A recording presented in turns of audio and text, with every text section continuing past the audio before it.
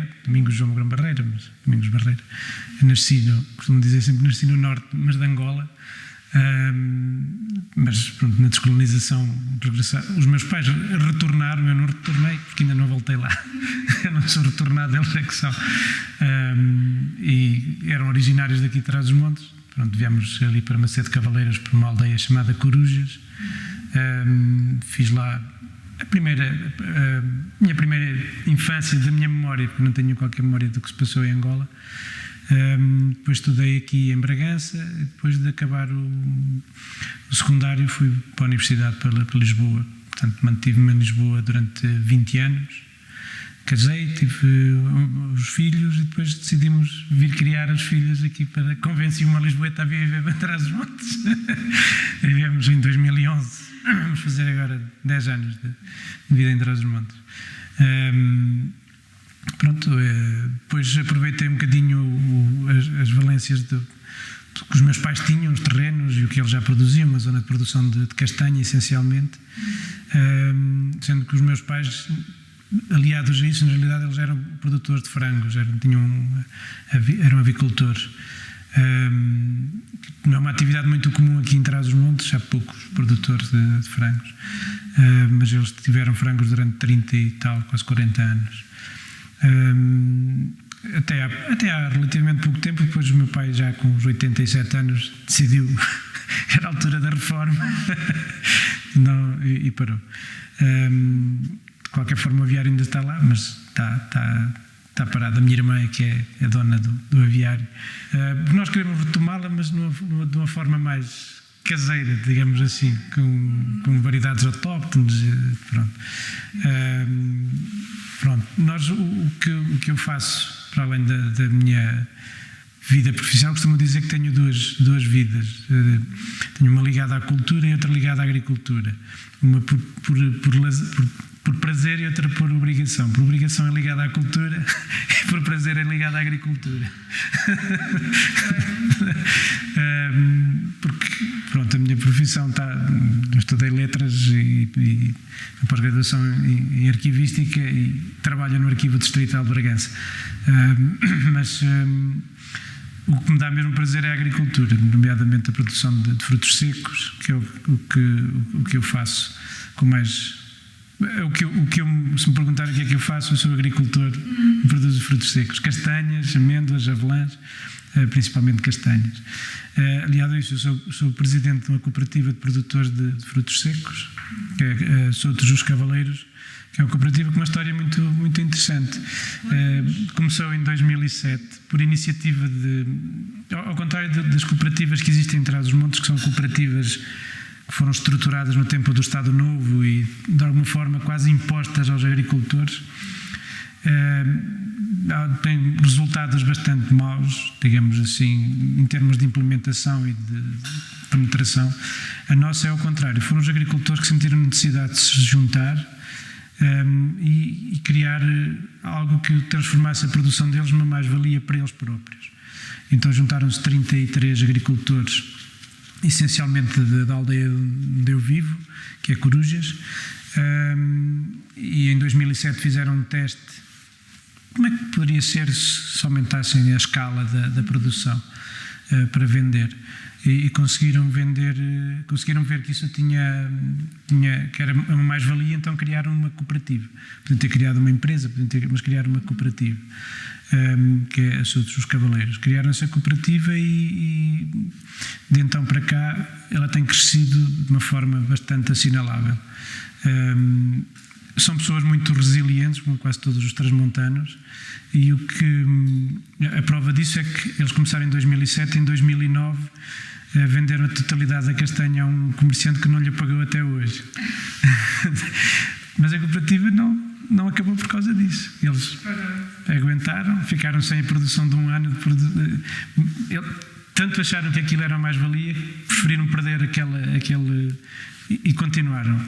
A cooperativa, entretanto, tornou-se uma OP, uma organização de produtores reconhecida pelo Ministério da Agricultura. 5 produtos, 5 frutos de casca rija, como é designado, ainda que a castanha não se enquadre bem aí, não tem casca rija, mas também não tem a casca igual às maçãs, portanto tinham que encaixar a castanha em qualquer lado e a União Europeia encaixou a castanha na casca rija. Não tem nenhuma das características dos frutos da casca rija, não tem, tem uma estrutura orgânica completamente diferente, tem uma estrutura a nível de sabor e de completamente diferente em termos de constituição. Está a falar é essa planta. Os 5 frutos de que nós estamos a falar, para além é a castanha, para além da castanha é a avelã, a amêndoa, a noz e o pistacho.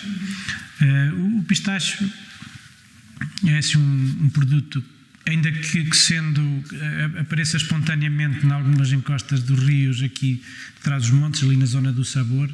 É um pistacho selvagem, as pessoas aqui chamam-lhe a cornalheira.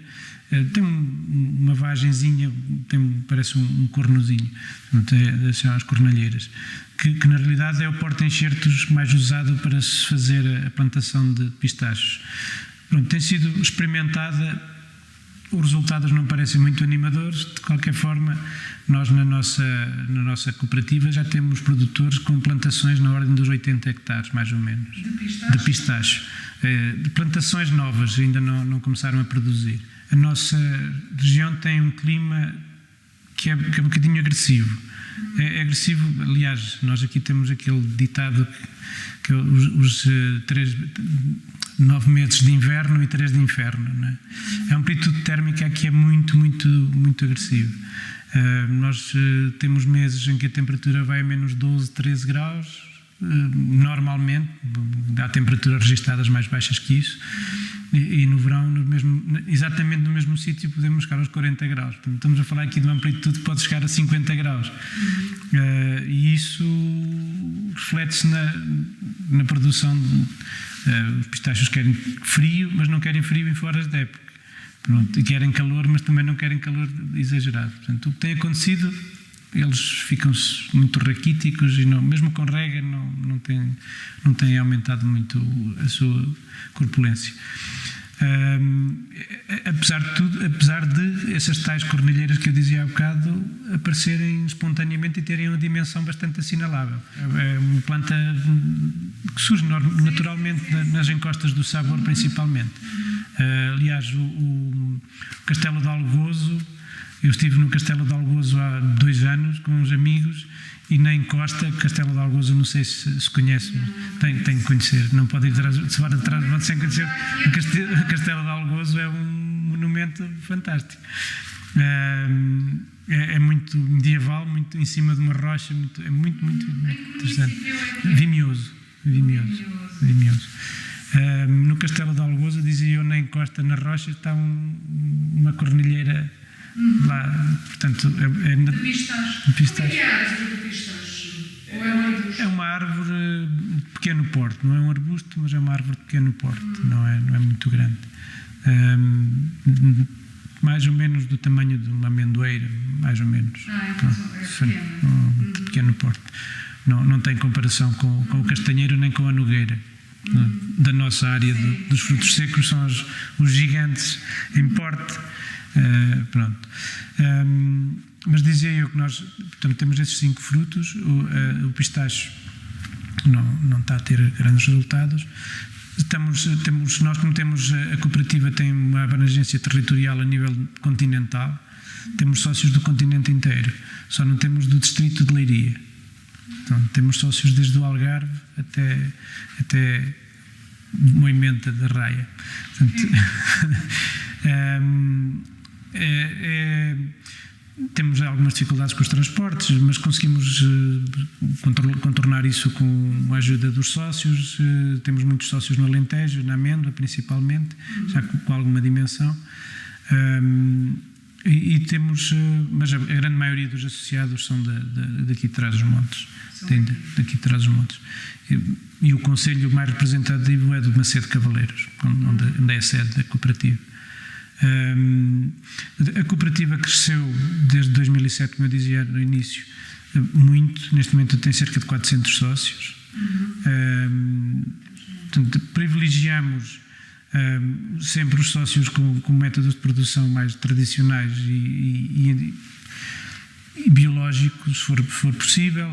Temos o nosso tradicional aqui, não sendo considerado pelos padrões do biológico, da agricultura biológica como biológico, está lá muito próximo.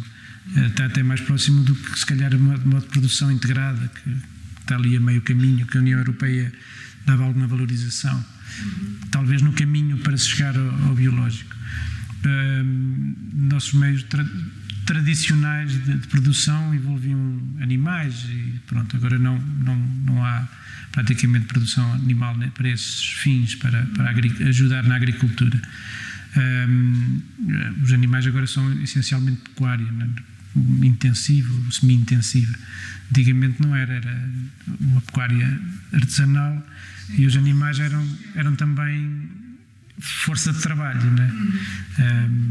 força de trabalho, e os restos eram aproveitados. Era uma economia circular bastante interessante que se perdeu, de alguma forma. Há aí algumas tentativas bastante interessantes de reaproveitar isso, nomeadamente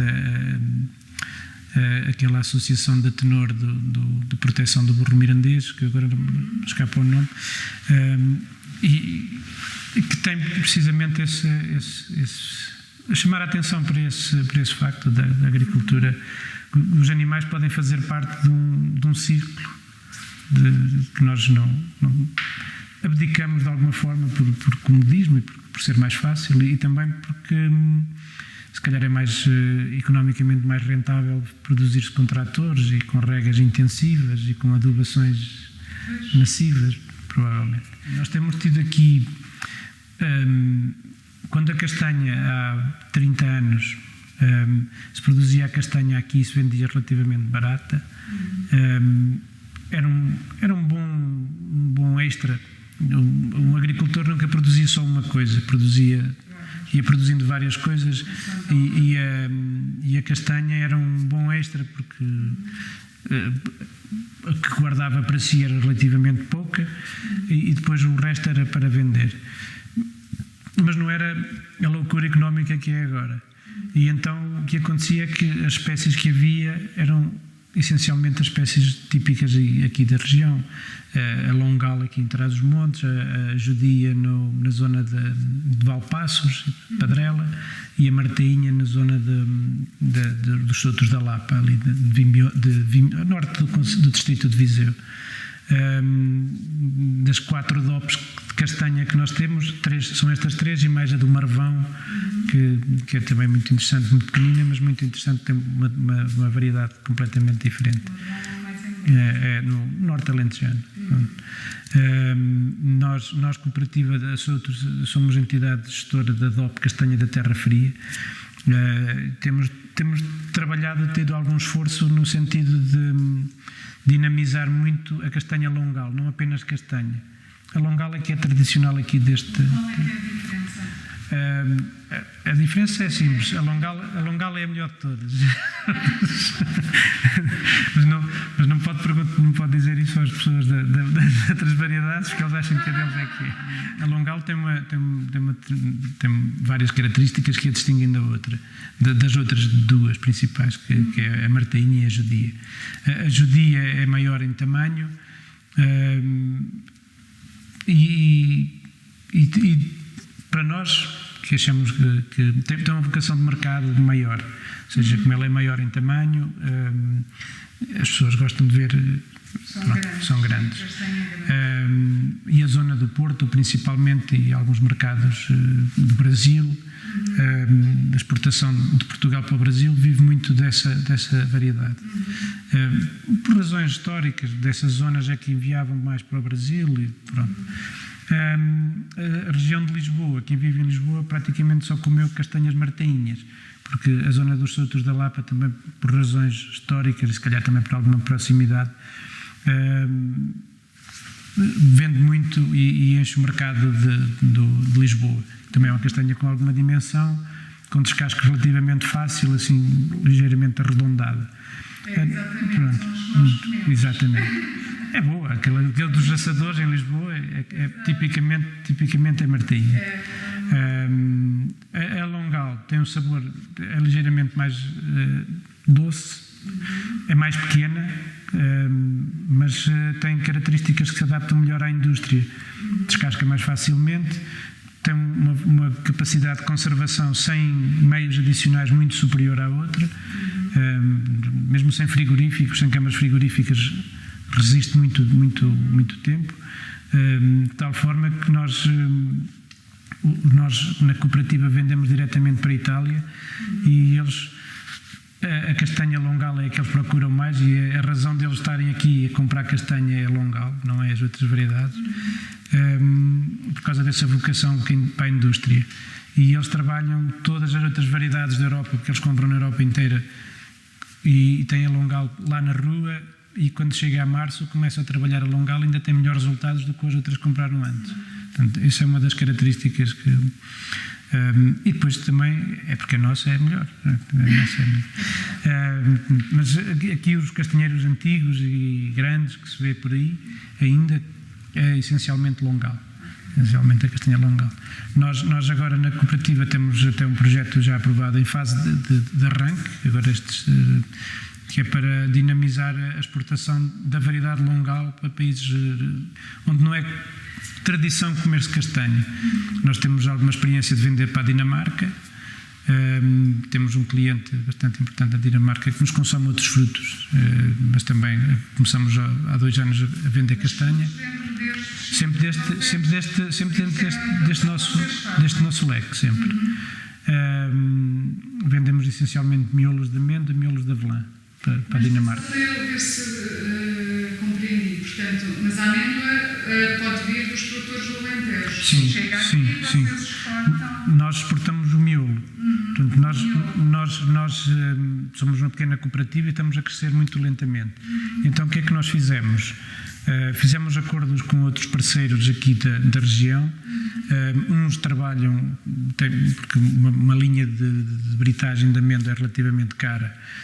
A da avelã é relativamente mais barata, mas ainda assim é cara. E a da nós também.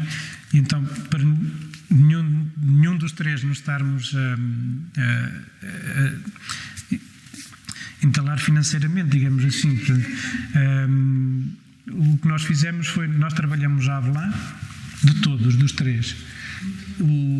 A amendoeiro trabalha a amêndoa dos três. E a Sorte-Gel, a unidade de trabalho de vinhais, trabalha a nós dos três. E depois vamos fazendo esforço. O nível das avelãs e das nós são frutos característicos aqui de Trás-os-Montes também? Ou não? Sim, sempre houve. Ainda que as variedades que haja agora na nós sejam variedades francesas e americanas. Pronto. Mas isto é da terra de nós e Sim. As avelãs nascem também espontaneamente encostadas às ribeiras, nas serras aqui de Trás-os-Montes, por aí. É um fruto bastante interessante, porque do ponto de vista do trabalho agrícola é pouco exigente. Não tem grandes doenças, não tem grandes problemas de sanidade. É muito interessante. Se tiver rega, produz com muita facilidade e com muita quantidade. Pronto, os maiores produtores mundiais são a Turquia, logo depois seguidos dos Estados Unidos e depois da Itália. Nós, Portugal, somos um pequeno produtor no meio do bolo mundial. Acho que no caso das avelãs não chegamos a 1%. E a Turquia tem cerca de 80%. Isso é uma coisa menor. Na realidade, eles só dominam a produção, porque a venda e os preços são dominados por uma família que é a família Ferrero. Ok. Ninguém conhece. Portanto, na realidade, é o maior consumidor mundial de avelãs. Pronto. Muito bem, mas continua. Pronto. Era só para tentar... Sim, aqui da nossa região, pronto, o que é mesmo... os 4 principais. O pistacho é que veio agora assim, apesar de haver as tais cornilheiras, o pistacho é um fruto típico. O maior produtor mundial de pistacho é o Irão. Os outros 4 produtos, a amêndoa Também há uma DOP de produção de amêndoa aqui atrás dos montes, que é a amêndoa da terra do Douro, que é um tipo de amêndoa muito antigo e muito típico desta região, que comercialmente não é tão rentável como as variedades modernas que vieram dos Estados Unidos e da França e da Espanha, mas que eu espero bem que não deixem perder. Portanto, nós não temos grande intervenção nessa área. Os nossos produtores são produtores novos e querem produzir muito e em pouco tempo. Por isso não optam por essas variedades. As variedades de nós que também agora se começam a produzir muito, também são de origem francesa e americana. Também são de origem? Sim. As nossas tradicionais... É tal coisa da rentabilidade económica mais imediata, não é? As nossas tradicionais são mais rijas, mais pequenas, com miolo com menos rendimento à britagem. Há sempre este condicionante do rendimento à britagem, porque quem controla os mercados, tal como no dinheiro também, nos produtos agrícolas, os americanos fazem... eles não controlam o mercado, eles fazem dinheiro sem trabalhar, não é? A boa maneira do mercado capitalista. Portanto, e sobre os produtos agrícolas também fazem especulação. Ainda que não produzam nada, quem ganha é o especulador. E convencionaram os preços nos frutos secos, os preços dos miolos. Portanto, não do preço do fruto. Por isso as cascas não valem nada. Exato, obriga-vos sempre a ter um fruto que tenha um bom rendimento à britagem. Tanto na amêndoa, tanto na avelã, tanto no pistácio, tanto em qualquer deles. E isso tem-nos obrigado de alguma forma a abandonar variedades nacionais. Na avelã, os nossos agricultores agora estão a optar por variedades italianas. Que é a tal variedade que a Ferrero gosta, que é muito adaptada à indústria, portanto, para fazer os chocolates, as Nutellas e os Ferrero Rochers, essas coisas todas. Sendo que em Portugal houve nos anos 80 um processo grande de desenvolvimento de avelãs na região de Viseu. E há até uma variedade que é a Grada de Viseu, que é uma variedade muito interessante para o mercado de fresco, tem uma dimensão grande, e que ainda hoje se vê por ali por Viseu grandes aveleiras, apesar de serem quase um arbusto, elas conseguem crescer à beira das ribeiras. Ainda não há muito tempo que eu fui a Mortágua e ao lado da IP3 reparei várias aveleiras de uma dimensão muito grande. Aquela região ali é muito rica em avelãs. Era, aliás, aqui no país a maior região de produção de avelãs. Mas depois há sempre o tal problema da venda, não há a tradição do consumo, se havia, perdeu-se. Eu vivo numa zona que só tem amendoais há 5 anos. Os amendoais eram do sul do distrito, muito do sul. Corvo, Alfândega, o sul da Alfândega, e depois Carrazeda, Freixo de Espada à Cinta, essencialmente. Freixo de Espada à Cinta, mais do sul. Pronto. Aliás, da minha infância, o meu pai plantou uma amendoeira, ofereceram-lhe uma amendoeira, plantou e toda a gente lhe chamou não vais comer amêndoas, que é facto é que o clima desmentiu os outros e deu razão ao meu pai, infelizmente, porque o clima mudou de uma forma muito dramática. Eu que vivo numa zona de transição da terra quente para a terra fria, eu e toda a gente da aldeia já notou, não é preciso termómetros para perceber que o clima mudou dramaticamente, porque nós vemos a linha que separa a terra quente da terra fria é a oliveira do castanheiro. E nós temos vir a oliveira a subir pela serra acima e o castanheiro também à frente dela. Os castanheiros morrem espontaneamente nessa zona de transição e a zona onde eles morrem vai subindo as cotas, e a oliveira vai ocupando esse espaço. Também podemos dizer planta-se, é porque se planta. Mas eles já se podiam ter plantado antes e não se plantavam. E quando se plantavam, elas não produziam. Pronto.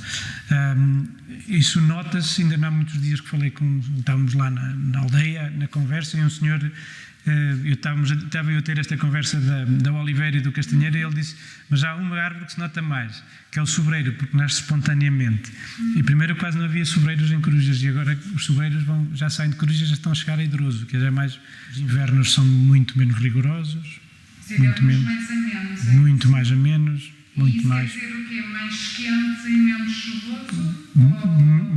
Menos. A precipitação antigamente era em forma de neve, essencialmente. Okay. Porque as temperaturas eram mais baixas, não é? Nevava, um aumento muito visível. Nevava e ficava nas aldeias a neve durante dias e dias. Agora cai um nevão e meia hora depois ele desapareceu. Não há nevões. O castanheiro ele dava-se essencialmente a cotas ali entre os 700 e os 1000 metros, e agora abaixo dos 900 metros tem muita dificuldade e já se consegue fecundar, porque ele fecunda no mês de junho a temperaturas à volta dos 18 graus. Em junho, normalmente, a cotas acima dos 900 metros, aqui em Trás-os-Montes, não estavam 18 graus, estavam 7 ou 8. Agora não, já estão os 18 graus, já estão mesmo nas serras. Portanto, e ele fecunda numa altura de transição climática, ali no mês de junho. Pronto, ele tem essa... Nós notamos claramente. E mesmo a própria qualidade da castanha, que eu vivo numa aldeia que era conhecida pela qualidade da castanha, as castanhas de Corujas. Atualmente, muitas aldeias ali à volta têm melhor castanha que Corujas. Essencialmente castanhas da serra, mais altas. Idroso, Bouzende, são aldeias mais altas. Em contrapartida, nós temos agora muita amendoeira. Temos e oliveiras, que antigamente não havia. Eu já não me recordo disso, mas quando andávamos a apanhar azeitona, quando era miúdo, tinha o meu tio Anastácio, que dizia que no tempo dele só havia 3 oliveiras em Corujas e nenhuma produzia azeitona. No tempo dos seus avós ou até dos seus pais, quando eram pequenos, havia também o azeite, era uma coisa que... O azeite era a produção dos ricos. Só os ricos é que tinham azeite. Agora nós brincamos, na cooperativa fazemos sempre uma confraternização de Natal, agora já há 2 anos que não fazemos por causa da pandemia. É quando distribuímos as mais-valias da castanha, essencialmente. Os agricultores ficam muito eufóricos porque a castanha vende-se a 2 euros o quilo, uma coisa parecida. E a azeitona vende-se a uns 30 cêntimos o quilo. E há sempre um ou outro que diz: estava a dizer que a castanha é para os porcos, olha agora quem são os porcos.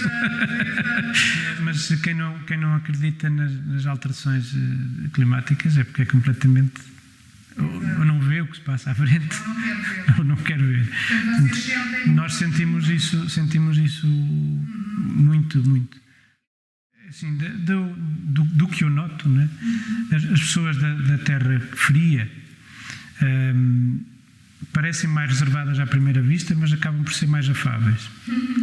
Tem outro tipo de festas, tem outro tipo de vivência mais fechada na aldeia, extravasa menos, mas são mais... mas as festas acabam por ser mais... parecem-me a mim mais agradáveis, apelar mais ao calor humano. Mesmo as festas dos caretos, típicas aqui da zona de Bragança, aquelas festas dos rapazes.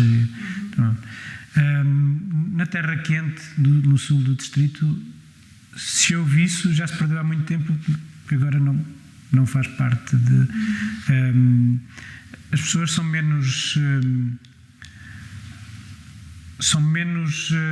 não sei por que razão, mas eu noto que são menos dadas à cooperação. São menos dadas à cooperação. Tem uma vivência mais, não sei, talvez menos, por não necessitarem tanto dos vizinhos, serem mais autónomas. Aqui a comunidade é mais a aldeia e lá é a família, na terra quente. Claro que são bairristas na mesma e ninguém diga a uma pessoa de Mirandela que Bragança é melhor, não é?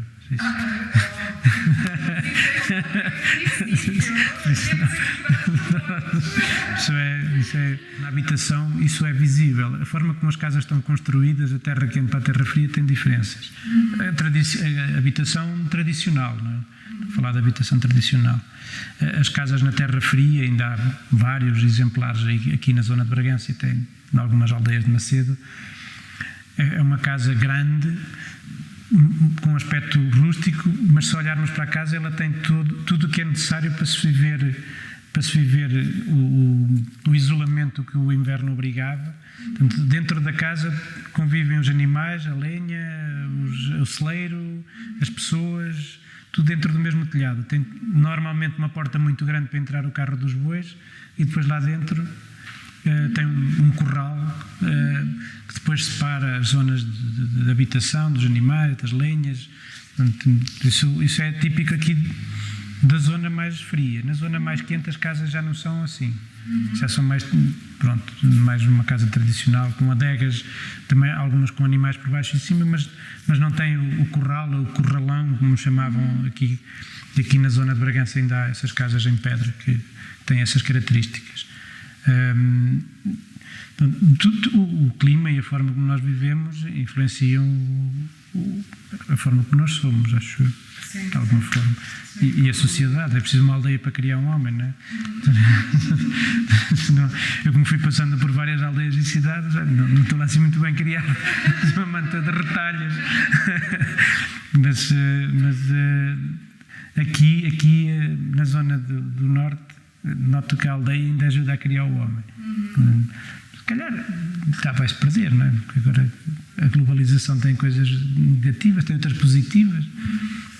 Para nós, para a nossa cooperativa, tem uma coisa positiva, que nós conseguimos vender os nossos produtos diretamente para a Dinamarca, para a Itália, coisa que há 20 anos ninguém imaginava que nós estivéssemos a vender frutos para a Dinamarca diretamente.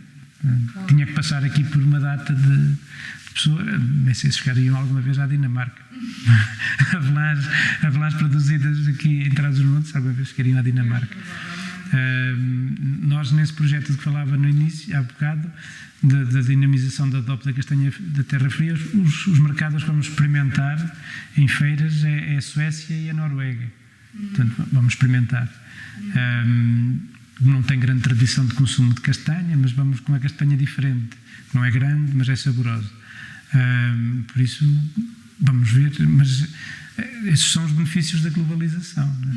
Depois há o reverso da medalha, não é? Que vamos perdendo algumas características que eram eminentemente nossas e que passam a ser. Umas vão-se perdendo, outras conseguimos, se calhar, também comunicar algumas nossas para os outros. Não sei. Provavelmente neste eixo de forças, os maiores absorvem os mais pequenos, não é? Os tubarões comem as sardinhas.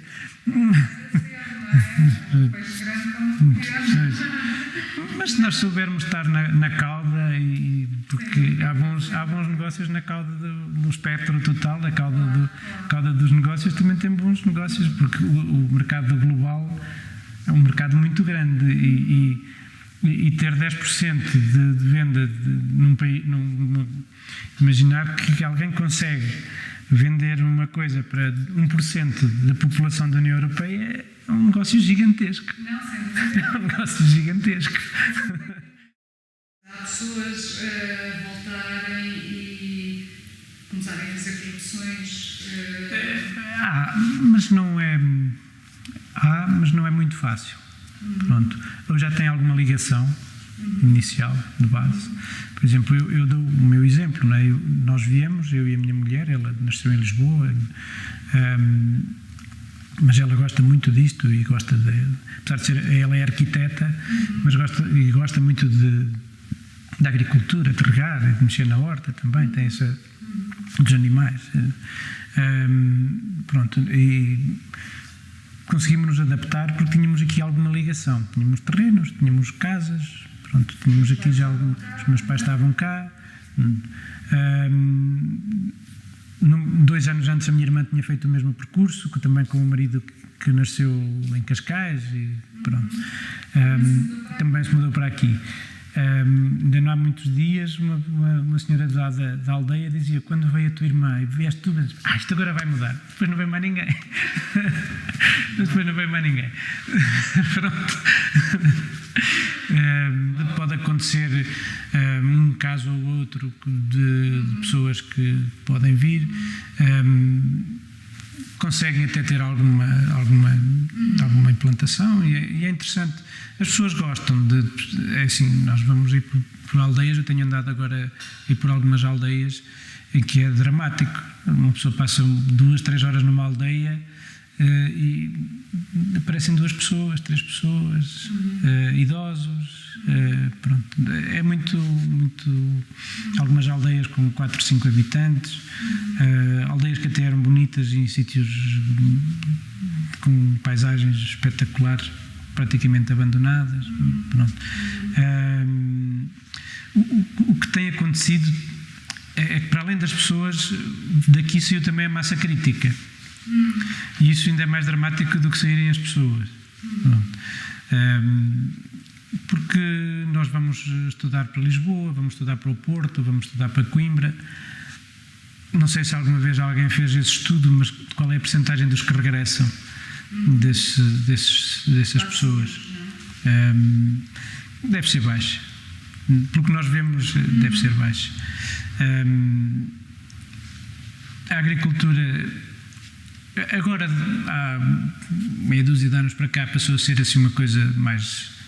Nós vemos aí alguns agricultores que são assim uns modernaços, que não percebem nada de agricultura.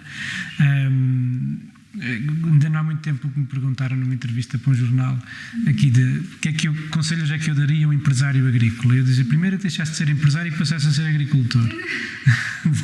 Esse é o primeiro conselho, porque se não gostar da terra, a parte do empresário é rápido que desaparece, é rápido que perde o apetite por isto, porque quem vem para aqui para ser empresário agrícola está arrumado, porque se quiser ser empresário agrícola, esta não é a região certa. Pode ir para o Alentejo, que a terra, apesar de ser cara, mas a rentabilidade é muito alta. Um empresário quer ter rentabilidade. Pronto. O agricultor não quer morrer à fome, mas a rentabilidade não é o mais importante. É importante, é muito importante, e ter o pé de meia, que aqui os agricultores gostam todos de ter a sua poupança, e o monte, como eles dizem, mas não é essencial. A vida no campo é por si só um fator de bem-estar. Pois é uma paixão, faz parte do que é ser também ser-se. Exatamente. E isso não está coadunado com a palavra empresário. Pronto. Sim. Percebo perfeitamente. Nós aqui podíamos ter apostar mais num tipo de agricultura que fosse menos empresarial. Mas depois temos o contraponto, que é: então, e as pessoas vão viver do quê? Não é? Um casal qualquer que venha para aqui tem que ter um rendimento. Imaginamos 2 técnicos superiores, como é o meu caso da minha mulher.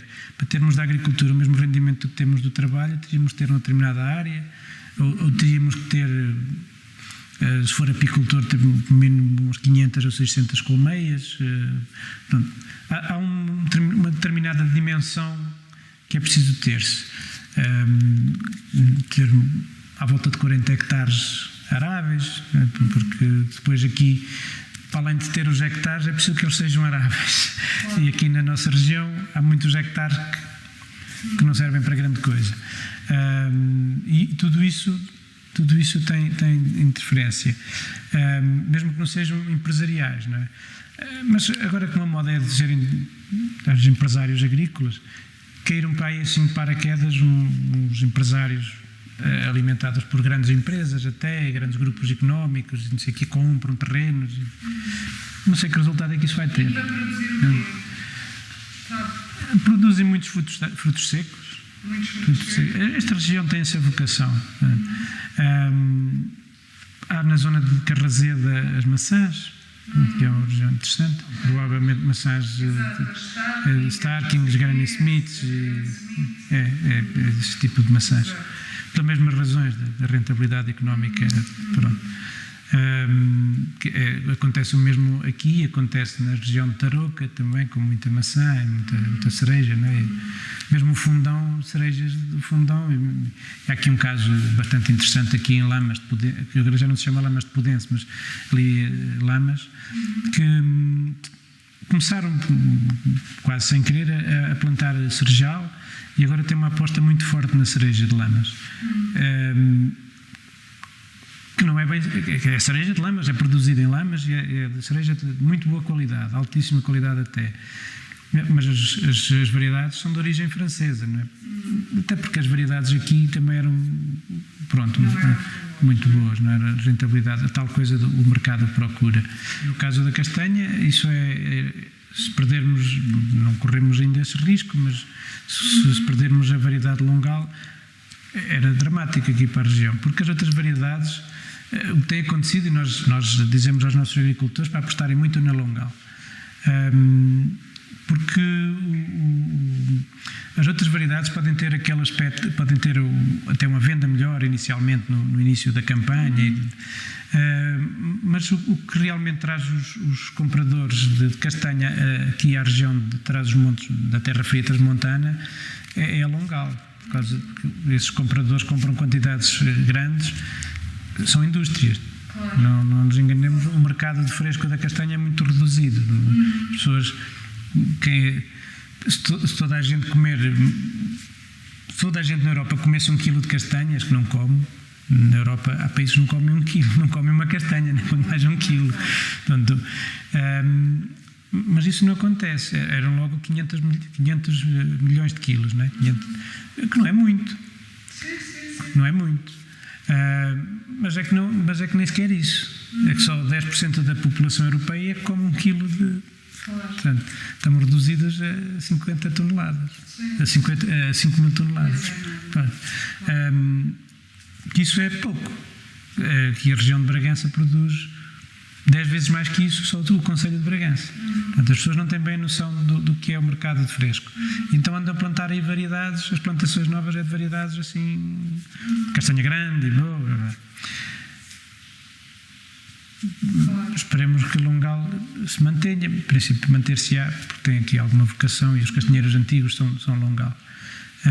Nós, da nossa parte, temos feito esse trabalho com algumas limitações de dinamização da longal. O caderno de especificações já é bastante antigo, de 1994, quando fizeram todas estas coisas das DOPs, quando houve aquela fúria da União Europeia, na altura era a CEE,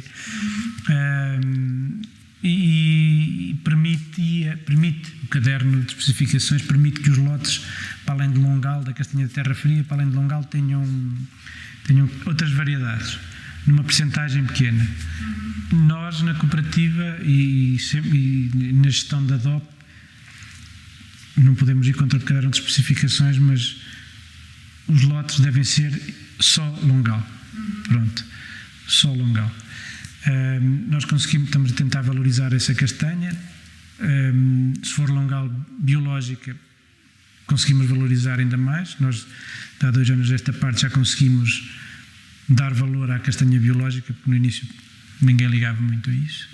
O mercado português, nós somos o mundo que vemos, não é? E que vivemos. E as pessoas achavam que o mundo era Portugal, não é? E é normal as castanhas terem bicho. Não é? Uma pessoa, quando vai comer, há sempre naquela dúzia que se come no assador, há sempre uma com prémio, pelo menos. E não eram biológicas. As pessoas não diferenciam uma coisa da outra. Na realidade, há mercados que o ser biológico é uma coisa que é inspecionada, não é só ao olho.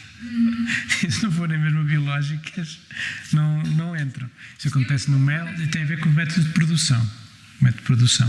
Pronto, a biológica não usa adubos químicos de síntese, não é? Nem pesticidas, nem fungicidas, nem nada disso. Portanto, Agora, o método de produção tradicional também não utilizava muitos adubos. Não utilizava muitos adubos. Utilizava os trumos dos animais, portanto, não fazia qualquer outro tipo de fertilização, não havia fungicidas, não havia inseticidas, nada disso. Portanto, não era muito diferente. Não era muito diferente do que seria aliás, era biológico. Para todos os padrões. Era biológico. O mercado, e assim, nós começamos a ter essa noção de que havia alguma diferenciação. Primeiro porque começaram a vir pessoas comprar os nossos produtos, a castanha principalmente, e analisavam-nos, que era uma coisa que antigamente não acontecia. Eles olhavam para ali, tem bom aspecto, carrega. E agora eles olham para ali, precisam de 1 quilo delas, vou cortá-las todas e ver qual é a percentagem de bichada, a percentagem de podre, a percentagem de malformações. Quando isso começa a acontecer, porque a indústria sim é empresarial, não é? Não há indústria sem empresários. Eles tentam rentabilizar ao máximo. Isso leva uns lotes com muito defeito, vão ter prejuízo. E então, a partir daí, as pessoas começaram a... Espera, então vou ter que melhorar isto. Como é que eu melhoro isto? Com adubações um bocadinho mais agressivas, para aumentar os calibres. Se calhar vou pôr aqui uns fungicidas para não ter tantos problemas de fungos. Se calhar um inseticida, pronto, para não ter pó bichado e coisas assim. Pronto, e isso... Ou seja, o modo de produção tradicional evoluiu por um modo de produção mais moderno, com todas as características que isso tem. Agora, se calhar também, os mesmos que patrocinaram isso agora estão a patrocinar o regresso, porque nós tínhamos até 1980 e pouco, antes de entrar para a União Europeia, a nossa agricultura era muito fraquita, né? Produzia pouco. Não era porque os terrenos sejam maus, é porque nós produzíamos daquela forma que era suficiente para nós. Portanto, não queríamos vender nada, era para comermos. Quando muito vendíamos ao vizinho do lado, havia aquelas trocas comerciais ali do lado. Depois, com a União Europeia, não, a agricultura tem que ser uma coisa muito rentável, e pagaram para as coisas ser rentável. E agora, ainda não passaram 30 anos, a própria União Europeia diz: espera aí, se calhar isto está-nos a fazer mal, há muitos... assim, já venho aqui falando daquela história de deixar de ser empresário para ser agricultor. Tem um bocadinho a ver com isso.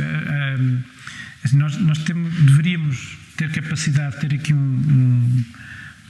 uma forma de produção agrícola, no caso presente, né, tem a ver com a agricultura, que permitisse, porque a nossa produção agrícola tradicional era bastante sustentável, né? Aquele círculo que eu falava inicialmente dos animais tanto era sustentável que durante milhares de anos isto praticamente não se alterou, e agora em poucos anos vemos os recursos a desaparecer assim dramaticamente. De qualquer forma, um selo dessa natureza, que é uma marca, não é um selo. Mais do que ter algum valor económico, tem um valor de alerta e de dizer às pessoas: olha, que nesta região as coisas ainda são feitas de uma forma que permite que seja sustentável. Podes até comer à confiança, porque aqui há as coisas que são feitas de forma como sempre se fizeram, e o sempre se fizeram nunca foi agressivo. Pronto. Porque o agricultor não pode ser deixa de ser agricultor se passar a ser agressivo para a natureza. Pronto. Se deixar de ter bordaduras, se deixar de ter outras espécies ali no entorno. Eu sou o presidente da cooperativa, sou um pequeno produtor, mais pequeno, talvez dos mais pequenos da cooperativa. E há algumas pessoas que me chateiam um bocadinho a cabeça, dizem: também os teus sotos têm carvalhos à volta, mas isso é o normal aqui. Nós vivemos numa zona da terra fria, o carvalho negral faz parte, os castanheiros fazem parte, a bordadura com silvas à volta tem que estar cá. Eu, por opção própria, não é tradicional, não lavro a terra, só faço uma capinagem, só uma monda mecânica, mais nada. Também porque isso ajuda a manter o solo. Pronto, zonas de declive com lavouras, esta chuva leva a terra, assim, todos os anos vão milhões de toneladas de terra daqui para o Porto, de Ouro abaixo, as pessoas não se apercebem. Eles lá no Porto não precisam dela. Não precisam nada daquela terra. Mas pronto, eles continuam a insistir, mas isso é a opção de cada um. Os meus castanheiros, os meus sotos, para o tradicional são bastante feios.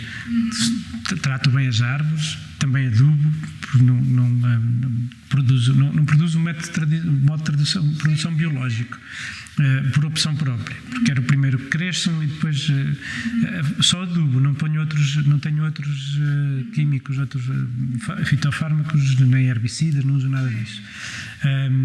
Mas os meus sotos têm uma linha de soto, uma linha de monte, uma linha de soto. Porquê que não lavras? Tiras aqui, está cheio de gestas aqui, mas gestas não fazem mal. Andas a apanhar castanhas e há sempre umas lagartixas a passar, uns ratos a saltar, também comem as castanhas, não faz mal. Há coelhos, então, lebres. O ano passado a minha mulher ia pisando uma sem querer. Isso faz parte. E ela que vem da cidade, não é? Que não foi criada aqui. Olha para o nosso. Temos um soto que é muito engraçado, são umas linhas de um, umas linhas de outro, outras linhas de outro, uns familiares, outros não. E ela olha e diz assim: olha, os nossos sotos têm vida, aqueles não, são castanheiros no meio do deserto, aquilo está tudo, não tem uma ervinha, não tem nada. As pessoas acham que a agricultura é jardinagem. No jardim é que a coisa tem que estar bonita.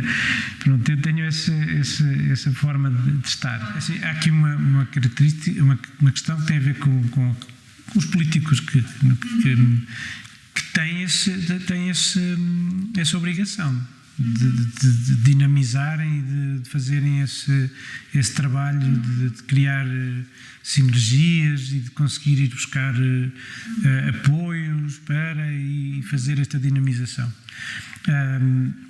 Nós aqui podemos conseguir, não sendo os tais empresários agrícolas, sendo uns agricultores tradicionais e que tentem preservar o ambiente, criar outras mais-valias associadas, que não propriamente agricultura, mas, por exemplo, um turismo de natureza que pode fazer o reequilíbrio da coisa. Eu vejo o meu exemplo de um casal que vem de Lisboa com os filhos, pode fazer esse equilíbrio, não produzir muito nas poucas terras que tem, mas produzir de uma forma que seja atrativa até para a vista de quem não... Porque nós temos também esse objetivo de fazer umas casas nas árvores, temos uns carvalhos grandes, que as pessoas dizem, manda isso abaixo da lenha. Não, ainda vai dar mais coisas sem ser lenha, vai dar prazer a quem cá estiver debaixo a apanhar sombra. E fazemos piqueniques no verão, à beira da ribeira, tudo isso é... Se nós tivermos associado à agricultura um projeto turístico sustentável também, quem nos visita, estar num sítio em que acorda de manhã e vê passar uma corça, ou até ver um bando de javalis selvagens ali a fazer chiqueiro, isso é atrativo. Subir uma campina como se vê agora o Alentejo espoliado dos montados, e só olivais imensos, e aquilo não tem piada nenhuma. Pronto, e o turismo vive do coração, não vive só da piscina. O turismo vive do coração. Eu acho que a natureza preservada, a natureza, não digo intocada, porque não há natureza intocada, nós aqui na Europa já não temos isso, produz esse efeito de falar ao coração das pessoas e poder poder ser um potenciador económico, porque há sempre esta necessidade económica das coisas. As pessoas, se calhar, assustam-se com a palavra reserva e não percebem a biosfera. Acho que é um problema também das nossas classes políticas aqui locais. Explicam pouco e mal o que andam a fazer. Sairmos aqui para fora destas paredes, não encontra 20 pessoas a saber o que é isso. Aqui na cidade inteira de Bragança. Isso é mau. Isso é mau, porque uma coisa que pode ser muito útil e que podia ser a mais-valia aqui da região. Podia ser a mais-valia aqui da região. Mas não... Às vezes aparece na televisão, a reserva da biosfera aqui na Meseta Ibérica. Pronto. E depois o pessoal se mete espanhóis. O que não é nada de preocupante, porque as pessoas dão-se muito bem com os espanhóis aqui. Não tem, é aquele primeiro impacto, é como aquela história das aldeias. A minha é que é, né? Pronto, mas depois no fundo é tudo a mesma coisa.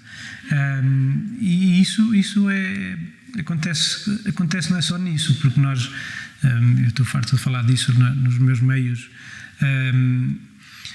A Coran, a Testec, a CIM, Arrastar os Montes, se perguntarem pela rua fora o que é que esse presidente faz, ninguém sabe. Isso é péssimo, não é mau, é péssimo. Eles podem até estar a fazer o trabalho mais meritório do mundo, mas não são vistos como isso. Não são vistos como isso, são vistos como mais um esbanjado de dinheiro, porque eles não conseguem transmitir às pessoas o que é que andam a fazer. Essa transmissão, essa comunicação era essencial. E aqui, no caso da reserva da biosfera, acho que era determinante para que as pessoas percebessem. E quando eu falo que aqui esvaziou-se de massa crítica, ainda não foi toda, não é? Ainda cá ficou alguma.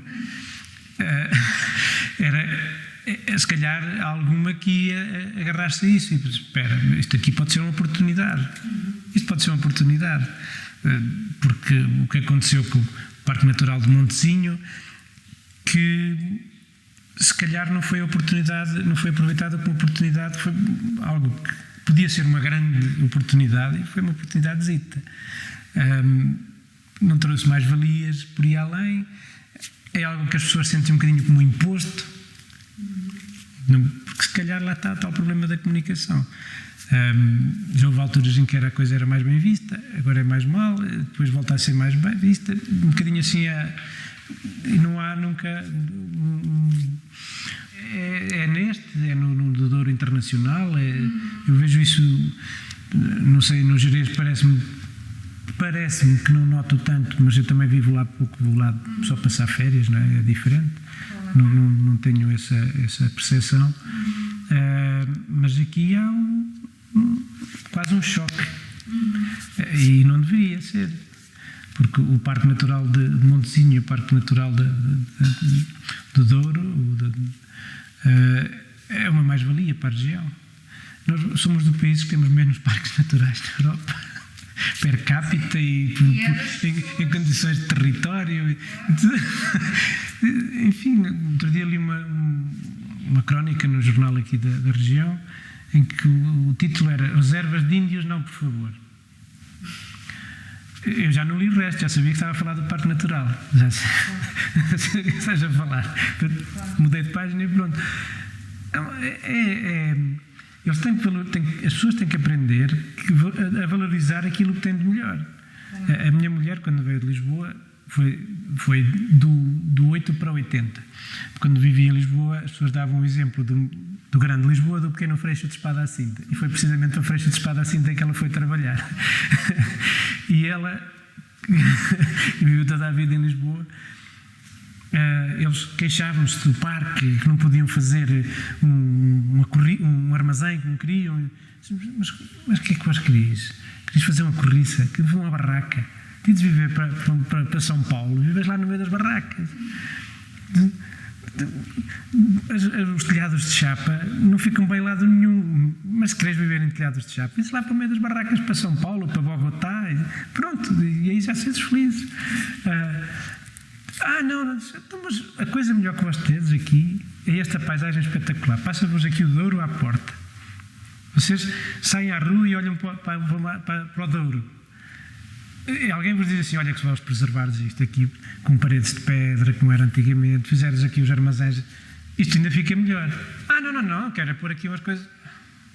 Mas nós pagamos-vos. Isto é o mais. Nós pagamos-vos. Eles são muito subsidiados dentro do parque.